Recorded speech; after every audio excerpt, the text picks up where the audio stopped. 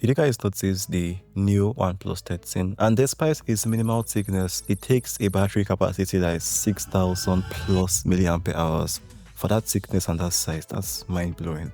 And it's thanks to a new technology in town called silicon carbon, which is now used both in charging of batteries and storage of energy in batteries. It's quite expensive though, so you can only expect this kind of technology to be used mainly in flagship devices in the coming months and across the coming years. It's like a gallium nitride kind of evolution, but this time it's for batteries, not chargers. Obviously, when used in storage of energy, silicon carbon has a higher energy density, hence its ability to store more battery capacity than the traditional lithium ion and lithium polymer batteries. How does it work? Silicon carbon is usually added to the anode materials in the battery, and it enhances the conductivity of the electrochemical reaction in the battery, which allows faster charging, hence the addition of faster charging in the OnePlus 13. Also, silicon carbon is very good for longevity because of the fact that it's chemically inert. And chemically inert in this case means that there is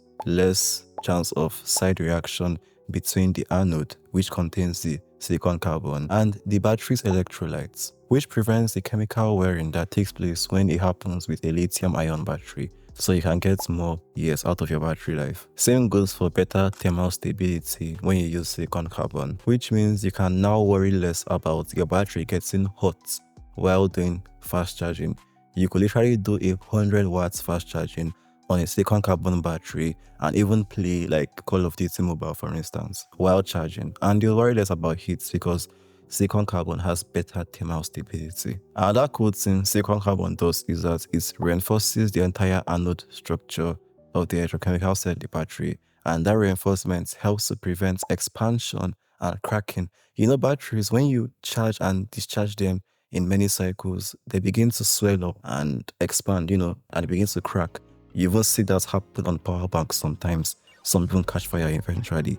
And silicon carbon has a better mechanical structure on the anode, which prevents that from happening. So you can go your thousands of cycles, and even if the battery wants to degrade, it will degrade quietly without making a fuss about it and cracking and swelling up. So this means that in the very near future, we can start seeing 6.1, 6.2, 6.3 inch devices with like 5,000 milliampere hours. That's going to be very awesome. I trust Apple will still do probably 4,000 milliampere hours maximum, even if they have the ability to add more battery capacity, because Apple usually adopts new technologies later than other people. They seem to let other guys serve as lab rats before stepping into it.